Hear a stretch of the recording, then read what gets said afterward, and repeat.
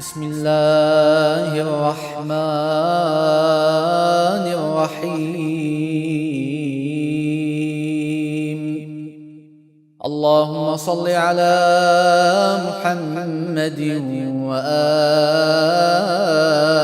محمد.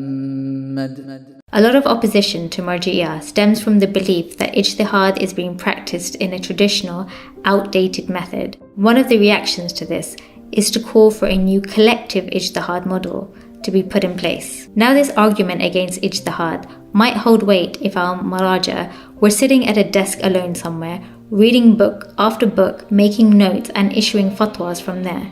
This may make for an aesthetically appealing visual of scholarly life, but it is far, far from the reality of the matter. No ruling is issued in a vacuum. The Marja'iyyah not only employ the rigorous sciences of the study and methodology of deriving rulings, as we have already seen in past videos, they also seek out the opinions of various experts in whatever topic they need to address.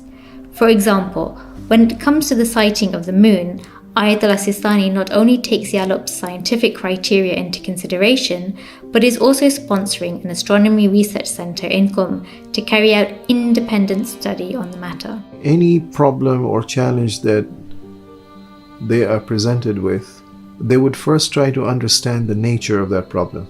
Many cases are such that conventional, customary, ordinary information about how people live their lives would be sufficient to enable them to understand the nature of the problem. Then they refer to the Quran, to the Hadith and the other principles to be able to derive the law of God. Sometimes the nature of the problems becomes difficult, so they need to refer to the experts in that particular field to be able to guide them. In order to deal with modern day challenges, the mujtahid would need to make a deeper study of the scientific nature of the problem. So a question was asked from Hazrat Ayatollah Sistani, Hafidhahullah, about the permissibility of the change of the gender, an operation to change the sex of the individual. Hazrat Ayatollah did not respond by just saying yes or no. He goes into considerable detail into the medical aspect of the change.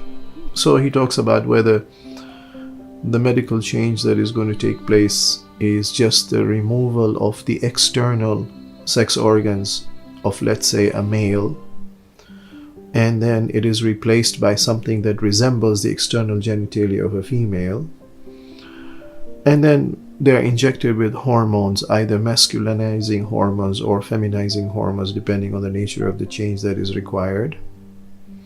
And he says, well, in actual fact, this is just an external change. You haven't changed the gender. The actual gender of the individual is determined by the internal organs. And besides, there's another problem in that to look at the private parts of an individual is not permissible. But of course, under certain exceptional circumstances of necessity, it may be permissible. But even if it were permissible, it does not actually change the gender of the individual.